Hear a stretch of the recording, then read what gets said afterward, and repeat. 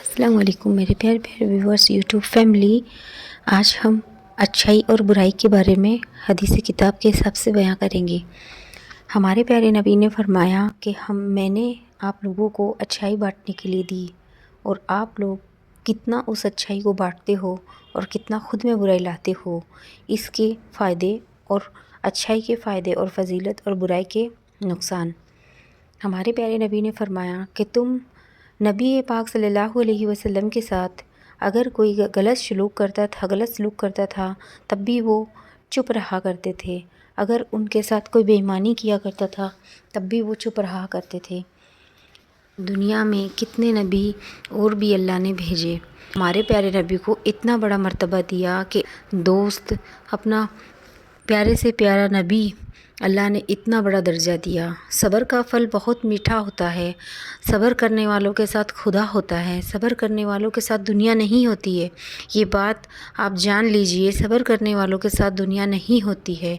कुछ अच्छे लोग, बहुत से अच्छे लोग होते हैं जो सब्र करने वालों का सब्र समझते हैं, क्योंकि वो खुद भी सब्र करते हैं, वो भी ईमान वाले बंदे होते हैं। तो सामने वाले बंदे का दुख दर्द सब्र समझते हैं, इसलिए वो उन पे रहम खाते हैं। अल्लाह ने फरमाया कि तुम्हारे पास कोई गरीब आए उस पे रहम खाओ, तुम्हारे पास कोई दुखी हो उसके तुम आंसू पोंछो, उसकी दिल अफ़ज़ाई करो, उनकी बात सुनो इत्मीनान से, टाइम निकाल के। आज उसको ऐसे लगा कि तुम उसकी सुन सकते हो, तभी वो तुम्हें बताने के लिए आया है। जब कोई हमें कुछ बात बताने के लिए कोई शख्स आए और हम उसकी ना सुने, उसको हिम्मत ना दे, तो उसका दिल और ज़्यादा टूट के, वो दुखी होके, जो पहले वाला बंदा जो उसको दुख दिया है उससे ज़्यादा जो हमारे पास भरोसा करके आया है और हमने उसको दिल अफ़ज़ाई नहीं की उसकी, उससे पहले वाले गुनाह से ज़्यादा अब अपने हम गुनहगार हो गए।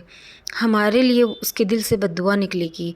इसलिए हमारे प्यारे नबी के पास जब भी कोई आया करता था अपनी फ़रियाद लेके, अपनी बात लेके, तो वो पूरी तरह से सुना करते थे, उसमें फ़ैसले बताया करते थे, उसको समझाया करते थे, उसका कोई रास्ता निकाला करते थे, उसको कोई आयतें बताया करते थे, उनको कोई दीन की बातें बताया करते थे, उनको सब्र दिया करते थे, अल्लाह की अच्छी बातें बताया करते थे, बयान किया करते थे, उनको कुछ ना कुछ तोहफ़े में ऐसी कोई आयतें उनको दिया करते थे, उनके मामलों के मुताबिक कोई आयतें उनको बताया करते थे, उसका अमल बताते थे, उसका तरीक़ा किस तरह पढ़ना है ये सब सिखाया करते थे। उस पे जाके वो बंदा अमल किया करता और दोबारा जब भी हमारे प्यारे नबी से मिलता तो उसके बारे में वो बंदा अच्छी बातें, हमारे प्यारे नबी से जब भी वो बंदा वापस मिलता था तो शुक्रिया में मिलता कि ए मेरे प्यारे नबी सल्लल्लाहु अलैहि वसल्लम, हमारी परेशानी दूर हो गई, आपने जो वजीफ़ा बताया।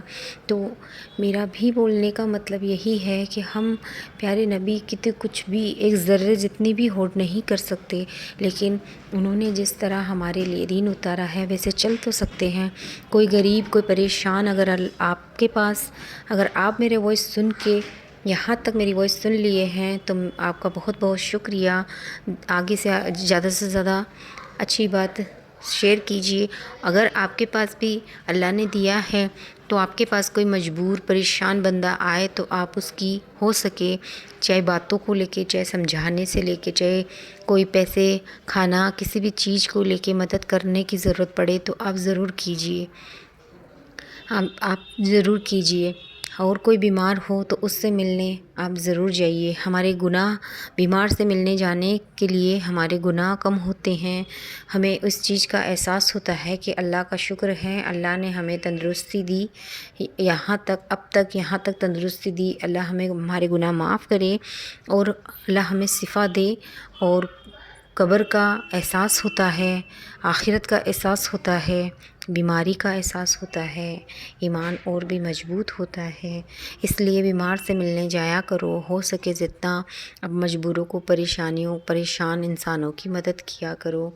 जानवरों को भी कुछ ना कुछ अपने तरफ से खिलाया करो, उससे भी बहुत ज़्यादा नेकियां मिलती है। उनके दिल से भी, जानवर के दिल से भी दुआ निकलती है, हर बला टलती है।